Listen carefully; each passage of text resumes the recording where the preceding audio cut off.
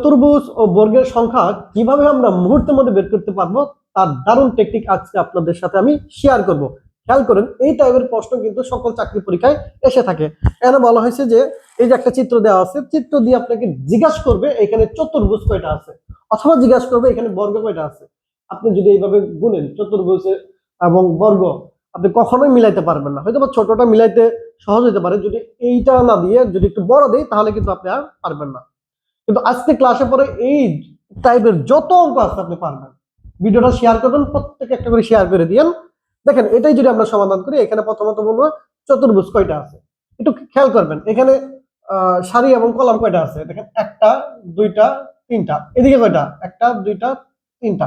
কাজ শেষ আপনার। জাস্ট কি করবেন, চতুর্ভুজ নির্ণয় করার জন্য যে কাজটা করবেন, সবগুলা সারিরে আপনি ইয়া করবেন, কলামগুলোকে আপনি যদি যোগ করেন 1 2 3, এই যোগফলের মাঝখানে হবে গুণ দিবেন। আবার এদিকে কয়টা আছে? তিনটা।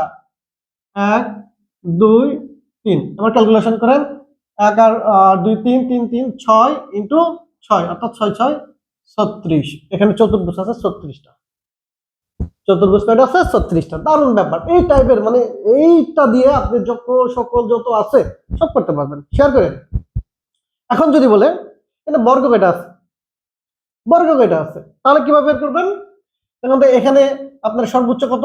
3। এখানে কত? সর্বোচ্চ 3, তাই না? এখানেও সর্বোচ্চ 3, এখানেও সর্বোচ্চ কত? 3। আপনারা লিখেন 3 ইন্টু 3 কত হইলো? 9। বুঝছেন? তারপর 3 থেকে 1 কমান 2, এখানেও 1 কমাবেন। প্রত্যেক যতগুলো থাকে 1 করে কমাবেন। এখানেও 2, অর্থাৎ 2 2 4। আর একবার 1 করে কমান 1। এখানে কত? 1। 1 1 গুণ করলে 1।